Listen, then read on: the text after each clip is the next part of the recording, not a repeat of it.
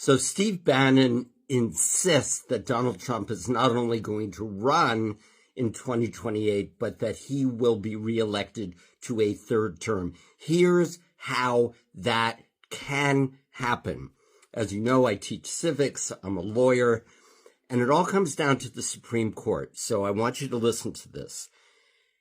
What's going to happen is Trump is going to run, assuming he's still around, and the Democrats are going to file a lawsuit against him, enjoining him, stopping him from continuing with his campaign because it's in violation of the 22nd Amendment.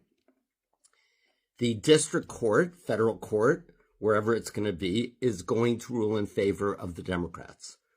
The Circuit Court of Appeal, wherever it was filed, is going to affirm that judgment and give the verdict to the Democrats. Say, Trump, you can't run. It's then going to go to the Supreme Court. And in my opinion, what the Supreme Court is going to do and what Steve Bannon is counting on and Donald Trump is them interpreting the 22nd Amendment based upon the historical facts of that amendment, which is that Franklin Roosevelt was elected 4 consecutive times, and that, according to what the Supreme Court Republicans are likely to say, was the thing that the legislature did not want to happen again, is consecutive elections beyond 2.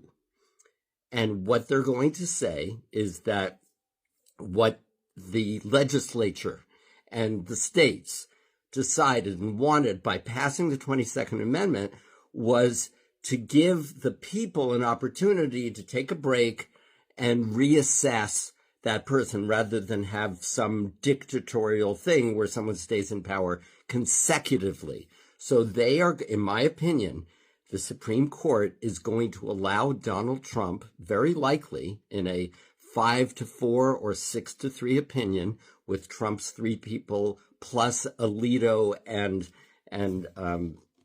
what's his name, Clarence Thomas. I don't even want to think of that man, being the people who decide that. And what the Supreme Court says, the Constitution says, is what the Constitution says. So they're going to say the 22nd Amendment, in their interpretation, only applies to 2 consecutive terms, and therefore, since Donald Trump had his first term and then did not serve for 4 years, even though he still thinks he won, and then served another term, not consecutively, he is entitled to run again and have 1 more term, and then the 22nd Amendment would prevent him from having another term beyond that. Okay?